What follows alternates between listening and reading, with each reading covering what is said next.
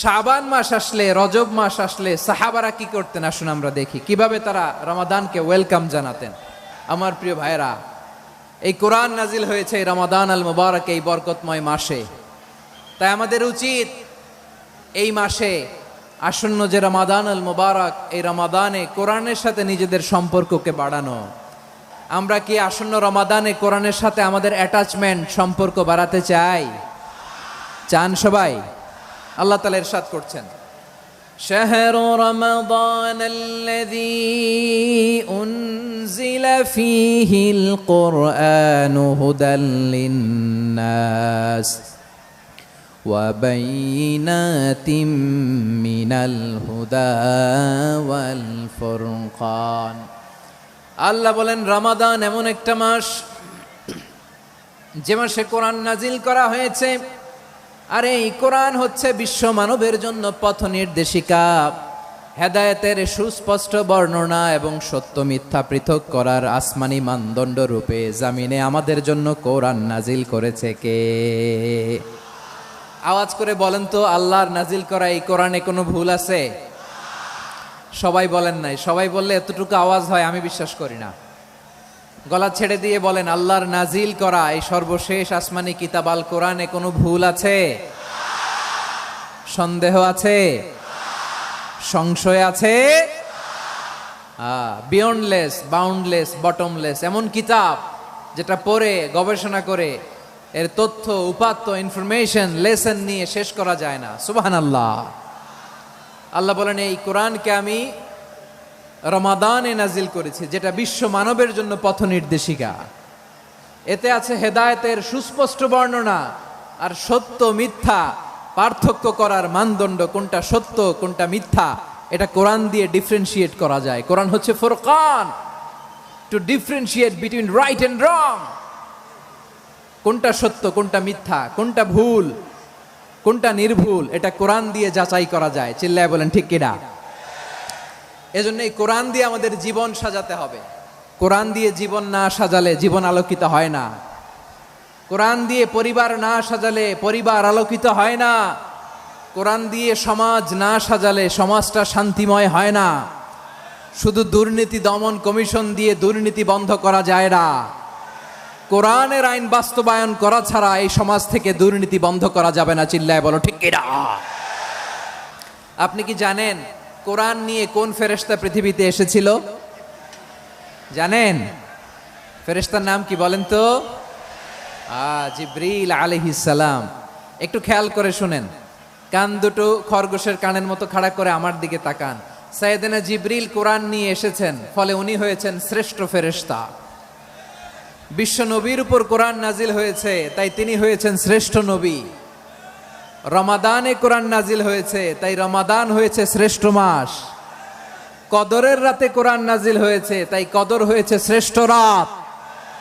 আমরাও যদি কোরআনের সাথে সম্পর্ক বাড়াই, আমাদের মর্যাদাও এরকম, আমাদেরকেও শ্রেষ্ঠ মানুষ বানায় দিবে কে? এজন্য কোরআনের সাথে সম্পর্ক বাড়াইতে রাজি আছেন তো? যারাই কোরআনের সাথে সম্পর্ক বাড়ায় এদের মর্যাদা বাড়ায় দেয় কে? দেখবেন আমাদের হাফেজে কোরআন, তারা ইন্টারন্যাশনাল কোরআন কম্পিটিশনে যে গোটা বিশ্বকে পেছনে ফেলে প্রথম পুরস্কার নিয়ে আসে। এত ছোট ছোট বাচ্চা, ও সমাজ বোঝে না, রাজনীতি বোঝে না, টাকা পয়সা বোঝে না, কিচ্ছু বোঝে না, কিন্তু গোটা বিশ্বে ওকে সম্মানের চেয়ারে আসীন করেছে কে? এই কোরআনের সাথে লাগলে আল্লাহ তাআলা সম্মান বাড়িয়ে দেয়। আমার প্রিয় ভাইয়েরা, আসুন আমরা শুরুতেই, আলোচনার শুরুতেই শপথ নেই যে আসন্ন রমাদানে আমরা কোরআনের সাথে নিজেদের সম্পর্ককে মজবুত করব ইনশাআল্লাহ। সবাই বলুন ইনশাআল্লাহ। শাবান মাস আসলে, রজব মাস আসলে সাহাবারা কি করতেন আসুন আমরা দেখি কিভাবে তারা রমাদানকে ওয়েলকাম জানাতেন। রজব শাবান আসলেই ওনারা রমাদান পর্যন্ত পৌঁছার আকুতি, আগ্রহ আর ফরিয়াদ আল্লাহর কাছে জানাতেন আর বলতেন, ইয়া আল্লাহ, রমজান পর্যন্ত আমাদের হায়াত বাড়িয়ে দাও। আল্লাহুম্মা বাল্লিগনা রমাদান। আল্লাহ তুমি রমজান পর্যন্ত আমাদের পৌঁছে দাও। আল্লাহুম্মা বারিক লানা ফি রজব ওয়া শাবান ওয়া বাল্লিগনা রমাদান। আল্লাহ রজব শাবানে বরকত দাও, আল্লাহ রমজান পর্যন্ত তুমি আমাদেরকে পৌঁছে দাও। আওয়াজ করে পড়েন আমিন। গত বছর অনেকের সাথে আমরা একসাথে রমাদান কাটিয়েছি, তাদের অনেকে দুনিয়াতে এখন বেঁচে নাই, এরকম আছে না নাই? আচ্ছা, এই বছর যদি খুশনসিব হয় আমাদের, আমরা যদি পাই, আগামী বছরও যে রমাদান আমরা পাবো কোনো গ্যারান্টি আছে? তাহলে আসুন আমরা ভেবে নেই, হতে পারে this Ramadan could be the last and final Ramadan in our life. হতে পারে এই রমাদানই হতে পারে আমার জীবনের শেষ রমাদান। ঠিক কিনা বলেন? তাই আসুন আমরা আল্লাহর কাছে দোয়া করি, আল্লাহুম্মা বাল্লিগনা রমাদান। আল্লাহ, তুমি রমাদান পর্যন্ত আমাদেরকে পৌঁছে দাও। আওয়াজ করে পড়েন আমিন। ইবনু রাজাব আল হাম্বালি লাতাইফুল মাআরিফের মধ্যে লিখেছেন, সাহাবারা ওনারা রমাদান কেন্দ্রিক, আমাদের সালাফ সালফে সালিহিনরা রমাদান কেন্দ্রিক জীবন কাটাতেন। ওনারা রমজান আসার 6 মাস আগে আল্লাহর কাছে দোয়া করতেন, আল্লাহ রমজান পর্যন্ত পৌঁছে দাও। রমজান চলে যাওয়ার পরে বাকি 6 মাস আল্লাহর কাছে দোয়া করতেন, আল্লাহ এই রমাদানে যে ইবাদত করেছি এই ইবাদতগুলো তুমি কবুল করে নাও। সুবহানাল্লাহ। তাহলে পুরো বছর রমাদান কেন্দ্রিক জীবন। রমজান আসার আগে 6 মাস দোয়া করতো, আল্লাহ আমরা যেন রমজান পাই। রমজান চলে যাওয়ার পরে বাকি 6 মাস বলতো, আল্লাহ রমজানে যে ইবাদত করেছি এগুলো তুমি কবুল করে নাও। সুবহানাল্লাহ। আবার এই শাবান মাসে আল্লাহর হাবিব সাল্লাল্লাহু আলাইহি ওয়াসাল্লাম সবচেয়ে বেশি রোজা রাখতেন। কানা ইয়াসুমু শাবানা কুল্লাহ, সবচেয়ে বেশি রোজা রাখতেন শাবান মাসে। ওয়া কানা ইয়াসুমু শাবানা ইল্লা কলিলা, শাবানের অল্প কয়েকদিন ছাড়া পুরো শাবানটাই বিশ্বনবী রোজা রাখতেন। সুবহানাল্লাহ পড়েন। এই শাবানে আপনারা রোজা রাখছেন তো? রাখছেন? আল্লাহ তুমি কবুল করো, আমরা সবাই পড়ি আমিন। এই শাবান শেষে আমাদের মধ্যে আগমন করবে রমাদান, এবং এই রমাদানুল মুবারক আল্লাহ তাআলা আমাদের জন্য সিয়াম ফরজ করেছেন। কি ফরজ করেছেন? তিনি সূরাতুল বাকারার 183 নম্বর আয়াতে ইরশাদ করছেন, রাব্বুল আলামিন বলেন, ইয়া আইয়ুহাল্লাযীনা আমানু কুতিবা আলাইকুমুস সিয়ামু কামা কুতিবা আলাল্লাযীনা মিন ক্বাবলিকুম লাআল্লাকুম তাত্তাকুন। আল্লাহ বলেন, ও বিশ্বাসীরা শোনো শোনো, জন্য সিয়ামকে ফরজ করা হয়েছে, ঠিক যেমন ভাবে তোমাদের পূর্ববর্তী উম্মতদের উপরও সিয়ামকে ফরজ করা হয়েছিল, লাআল্লাকুম তাত্তাকুন, যাতে করে তোমরা সবাই মুত্তাকি হতে পারো। সুবহানাল্লাহ বলেন, যাতে করে তোমরা আল্লাহ সচেতন হতে পারো। তাহলে সিয়ামকে, এই সামনে যে রমাদান আসতেছে আমার প্রিয় ভাইয়েরা, এই পুরো রমাদান ব্যাপী সিয়াম সাধন করা, সিয়াম পালন করাকে আমাদের জন্য ফরজ করে দিয়েছে কে? রমাদানের রোজা রাখার নফল নাকি? রমাদানে সিয়াম পালন করা কি নফল? সুন্নাত। তাহলে কি ফরজ? আওয়াজ করে বলেন, রমাদানের রোজা রাখা কি ফরজ? এটা শুধু আমাদের উপরই ফরজ না, আমাদের আগে যত জাতিগোষ্ঠী এই পৃথিবীতে এসছে সবার উপরে সিয়াম পালনকে ফরজ করেছে কে? সবার উপরে আল্লাহ তাআলা সিয়াম পালনকে ফরজ করেছিলেন। তবে ধরনটা ভিন্ন ছিল, এক এক জাতিগোষ্ঠীর জন্য এক এক ধরনের ছিল। আমাদের জন্য সিয়াম ফরজ টানা 1 মাস 30 দিন বা 29 দিন। কোন কোন উম্মতের উপর 30 দিন না, মাত্র 3টা রোজা ফরজ ছিল। কয়টা? আমাদের 1 মাস সিয়াম ফরজ। পূর্ববর্তী অনেক উম্মতের উপর 1 মাস ছিল না, 3টা ফরজ ছিল। কয়টা? প্রতি মাসের 13, 14, 15 ফরজ ছিল তাদের জন্য। কারো জন্য শুধু একটা, আশুরার রোজা। কোন কোন উম্মতের জন্য 10টা।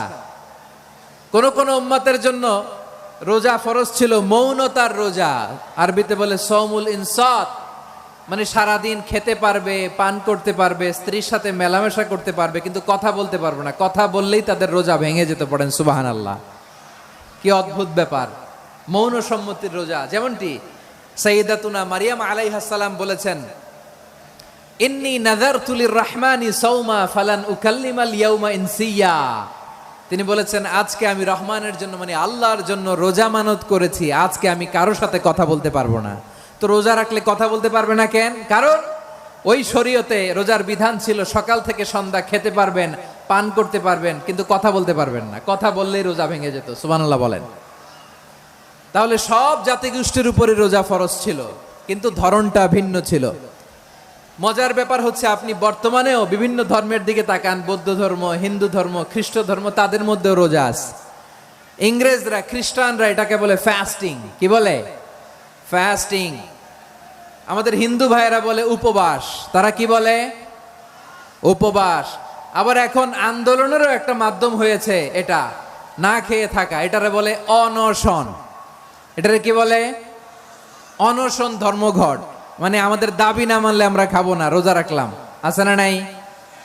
তারপরে আধুনিক বিজ্ঞান এটার একটা নাম দিয়েছে না খেয়ে থাকাকে, অটোফিজি। কি বলে? অটোফিজি। জাপানের এক চিকিৎসা বিজ্ঞানী এই অটোফিজির উপর গবেষণা করে সে নোবেল পেয়েছে। সুবহানাল্লাহ পড়বেন না? এজন্য আল্লাহ তাআলা আমাদের জন্য গোটা রমাদানে এই সিয়ামকে ফরজ করে দিয়েছেন। আওয়াজ করে বলেন আল্লাহু আকবার। রাব্বুল আলামিন বলেন, ইয়া আইয়ুহাল্লাযীনা আমানু কুতিবা আলাইকুমুস সিয়াম, সিয়ামকে তোমাদের উপরে ফরজ করা হয়েছে, কামা কুতিবা আলাল্লাযীনা মিন ক্বাবলিকুম, যেমনি তোমাদের পূর্ববর্তীদের উপর রোজা ফরজ করা হয়েছিল, লাআল্লাকুম তাত্তাকুন, যাতে করে তোমরা আল্লাহ সচেতন হতে পারো, যাতে করে তোমরা মুত্তাকি হতে পারো। লাআল্লাকুম তাত্তাকুন, যাতে করে আমরা আল্লাহ সচেতন হতে পারি, আল্লাহ কনসিয়াসনেস আমাদের মধ্যে গ্রো করে। এটা হচ্ছে রোজার prime objective, the prime objective of সিয়াম। অনেকে জিজ্ঞেস করলে অনেকে বলে রোজার মূল উদ্দেশ্য হচ্ছে না খেয়ে থাকা। না। অনেকে বলে গরিবদের কষ্ট অনুধাবন করা রোজার উদ্দেশ্য। না। রোজার উদ্দেশ্য কি, সিয়াম পালনের উদ্দেশ্য কি, এটা আল্লাহ তাআলা স্পষ্ট এই আয়াতের পেছনে বলেছেন যে লাআল্লাকুম তাত্তাকুন, যাতে করে তোমরা আল্লাহ সচেতন হতে পারো, আল্লাহ ভীতি তোমাদের মধ্যে গ্রো করে, গড কনসিয়াসনেস, আল্লাহ কনসিয়াসনেস, আল্লাহ সচেতনতা যেন বাড়ে, দ্য সেন্স অফ অ্যাকাউন্টেবিলিটি, আল্লাহর সুপ্রিম কোর্টের কাঠগড়া এই দুনিয়াতে আমি যাই করলাম তার সবকিছু যে পাই টু পাই হিসাব দিতে হবে, এই sense, to enhance the sense that what ever we do Allah is watching me. আপনি যাই করেন কেউ দেখে না, কিন্তু দেখে কে? শুরুতেই তো জিজ্ঞেস করেছিলাম যে কেউ যেটা দেখে না সেটা দেখেন কে? কেউ যেটা শোনে না সেটা শোনেন কে? এর নাম হচ্ছে লাআল্লাকুম তাত্তাকুন, যাতে করে তোমরা আল্লাহ সচেতন হতে পারো, আল্লাহ ভীরু হতে পারো। দুনিয়ার কেউ দেখে না, কিন্তু আল্লাহ দেখে। এটাই রোজার মূল শিক্ষা। আমার প্রিয় ভাইরা, আপনি লুকিয়ে লুকিয়ে ঘরের ভেতরে অন্যায় করেছেন, পাপ করেছেন, আপনার বাবা দেখে নাই, মা দেখে নাই, স্ত্রী দেখে নাই, কিন্তু দেখেছে কে? আল্লাহর চোখ ফাঁকি দেয়া যায়? আচ্ছা, বুঝে থাকলে বলেন তো, সিসি ক্যামেরার চোখ ফাঁকি দেয়া যায় কি যায় না? পুলিশের চোখ, র্যাবের চোখ, বিমানবন্দরে কাস্টমস অফিসারের চোখ, কিন্তু আমার আল্লাহর চোখ? সবাই বলেন, আল্লাহর চোখ ফাঁকি দেয়া যায়? এই সেন্সটা নিয়ে আসা নিজের মধ্যে, আমি what ever I do Allah is watching me, যাই করি আল্লাহ দেখে। লাআল্লাকুম তাত্তাকুন। রমাদানের রোজা, ইফতারি, সিয়াম, ইবাদত সব কিছুর মধ্য দিয়ে আপনাকে খেয়াল করতে হবে যে লাআল্লাকুম তাত্তাকুন এই স্ট্যান্ডার্ড এটা অ্যাচিভ হচ্ছে কিনা আমাদের, যাতে করে তোমরা মুত্তাকি হতে পারো, আল্লাহ ভীরু হতে পারো। তাকওয়া, এটা হচ্ছে the essence of Islam. What is তাকওয়া? তাকওয়া মানে কি? তাকওয়ার সংজ্ঞা অনেকে অনেক ভাবে দিয়েছেন। আমি সরাসরি সাহাবাদের কাছ থেকে একটা সংজ্ঞা আপনাদের শোনাচ্ছি।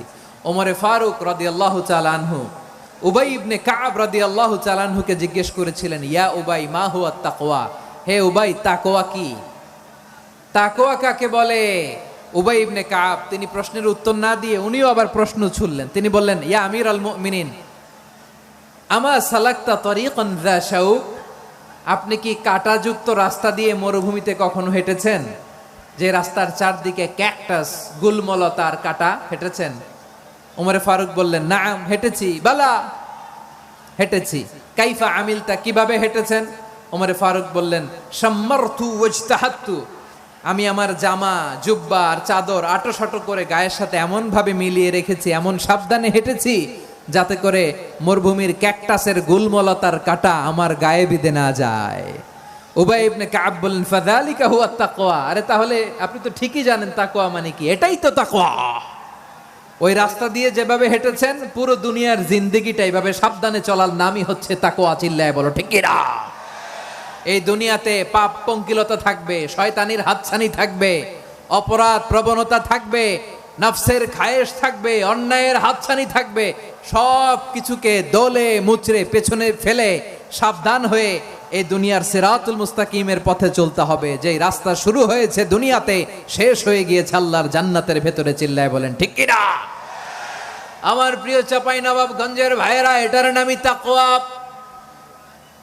উবাই ইবনে কাব বললেন, ও আমিরুল মুমিনিন, ওই কাঁটাযুক্ত গুল্মলতার রাস্তার মধ্যে ঠিক যেমনি সাবধান হয়ে আপনি হেঁটেছেন, এই দুনিয়ার বুকে ওই সাবধান হয়ে চলার নাম হলো তাকওয়া। সুবহানাল্লাহ। তাহলে তাকওয়া কারে বলে? আমার চাপাই নবাবগঞ্জের কলিজা টুকরা ভাইরা, বুঝতে পারছেন আপনারা? হ্যাঁ, তাকওয়ার শুধু দুইটা নমুনা আপনাদের সামনে পেশ করব, আপনাদের ক্লিয়ার হয়ে যাবে। একটা নমুনা তো দিলাম, আরেকটা নমুনা, সেটাও ওমরে ফারুক রাদিয়াল্লাহু তাআলা আনহুর জীবনী থেকে। উনি ছিলেন ন্যায়পরায়ণ শাসক।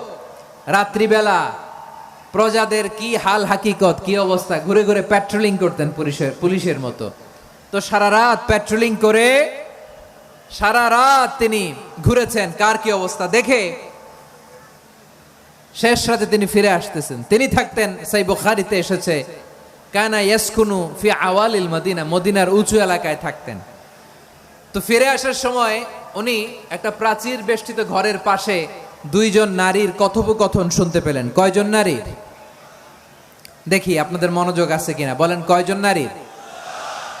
একজন বৃদ্ধা, একজন যুবতী। উনি কান লাগিয়ে শুনতে পাচ্ছেন। বৃদ্ধা মা, ওমর ফারুক কাউকে দেখতে পাচ্ছেন না, শুনতে পাচ্ছেন। বৃদ্ধা মা তার যুবতী মেয়েকে বলে, এই তাড়াতাড়ি ওটের দুধ দহন করে ওটের দুধের সাথে পানি মিশাও, তাইলে কালকে বাজারে মদিনায় বেশি দামে বিক্রি করা যাবে, লাভ হবে অনেক। বৃদ্ধা মহিলা এটা বললেন। যুবতী মেয়ে উত্তরে বলে, মা আপনি জানেন না আমিরুল মুমিনিন খলিফাতুল মুসলিমিন ওমরে ফারুক দুধে পানি মিশানোকে দণ্ডনীয় অপরাধ বলে ঘোষণা দিয়েছে, জানেন না? এবার বৃদ্ধা মহিলা বলে, আরে পাগলি, এই ভোর রাতে আমিরুল মুমিনিন ওমরে ফারুক আসবে কোত্থেকে? উনি আসবে কোত্থেকে? ওনার পাইক পেয়াদা সিকিউরিটি আসবে কোত্থেকে? কেউ দেখবে না। আরে কেউ দেখবে না, তাড়াতাড়ি দুধের সাথে পানি মেশাও। এই কথা যখন মা বলেছে, যুবতী মেয়েটা চমৎকার একটা উত্তর দিয়েছে। তিনি বলেছিলেন, ইয়া উম্মি, ও আমার মা, লাউলা রাআ উমর লা রাআ রব্বু উমর। ও আমার প্রিয়তমা মা, আপনি ঠিকই বলেছেন, গভীর রাতে ওটের দুধে পানি মিশালে ওমর দেখবে না, কিন্তু মা খেয়াল রাখবেন, ওমর যদি নাও দেখে, ওমরের রব কিন্তু দেখে। চিল্লায় বলেন ঠিক কিনা? দিস ইজ কল্ড তাকওয়া। লাউলা রাআ উমরু লা রাআ রব্বু উমর। ওমর দেখে না, কিন্তু ওমরের রব দেখে। চিল্লায় বলেন ঠিক কিনা? এজন্য রব্বুল আলামিন বলেন, লা তুদরিকুহুল আবসার ওয়া হুয়া ইউদরিকুল আবসার ওয়া হুয়াল লাতীফুল খাবীর। তিনি এমন সত্তা, দুনিয়ার কোনো চোখ তাকে দেখে না, কিন্তু দুনিয়ার সবগুলো চোখকে, সব মানুষের অ্যাক্টিভিটিসকে, আরশের উপর থেকে সব কিছু মুহূর্তে মুহূর্তে দেখতে পান কে? তাহলে তাকওয়া কারে বলে বুঝতে পারছেন? দুনিয়াতে সাবধানে চলার নাম তাকওয়া। কেউ দেখে না, কিন্তু আল্লাহ দেখে। এই সেন্স, এই জবাবদিহিতার ভয়, দ্য সেন্স অফ অ্যাকাউন্টেবিলিটি, এই সেন্স নিজের মধ্যে গ্রো করার নাম হচ্ছে তাকওয়া। আর এই সিয়াম পালন করার প্রাইম অবজেক্টিভ অফ সিয়াম হচ্ছে লাআল্লাকুম তাত্তাকুন। আওয়াজ করে বলেন লাআল্লাকুম